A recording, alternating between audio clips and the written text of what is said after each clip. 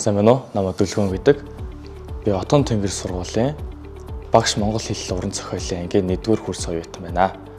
Би энэ сургуульд 100% тэтгэлэгтэйгээр багш монгол хэлний ангид суралцж, үн төлбөргүйгээр суралцж байгаа. Манай Отон Тэнгэр их сургууль 2021 оноос эхлэн багш монгол хэл уран зохиолын боловсрал хөтөлбөрөөр монгол хэл уран зохиолын багшийг бэлтгэж эхэлсэн.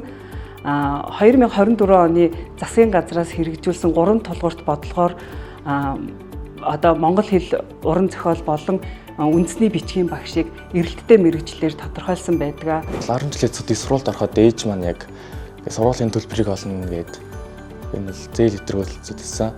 Тэрний оронд Отон Тэнгэр рүү би хүсэлт явуулсан байсан багшийн юугаар.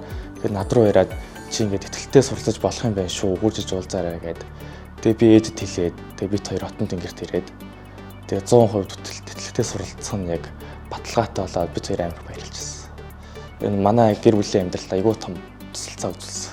Манай хөтөлбөрөөр одоо ингээд 100% тэтгэлэгтэй суралцж байгаа оюутнуудын хувьд бас Бритиш төслийнхэн хүрээнд гадаадын ихтэй сургуулийн Европын холбооны сургуулиудад оюутан солилцоогоор суралцах бас бүрэн боломжтой.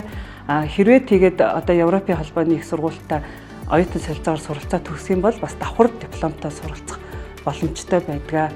Үүгээрээ манай одоо хөтөлбөр бусад одоо бүх ижилхэн хөтөлбөртэй сургуулиудаас ялгарах давуу тал нь энэ байдаг.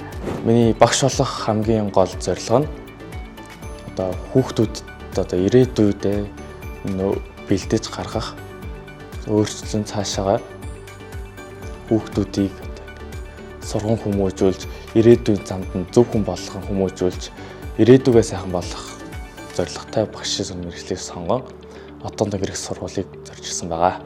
Зөвхөн монгол хэлтэй бас биш, гадаад хэлээр эсвэл одоо хятад солонгос хэлээр гүнзгийрүүлээд сурах тийм бүрэн боломжтой. Тэгээд төгсөж гараад одоо тэр гадаад хэлтэй хүүхдүүдэд тэр хэлээр нь дамжуулаад төрөлх хэлийг нь гүнзгий эзэмшүүлэх тийм чадвартай багш төгсөгдгөөрөө манай хөтөлбөрийн давуу тал нь бас байдаг. За энэ хүрээнд мөн одоо багшийн хөгжлийн төвөөс ихтэй сургуулиудад олгогдсон багш гадаад хэлний, англи хэлний багшлах эрхийн сургалтуудыг бас давхар зохион байгуулагдаж байгаа.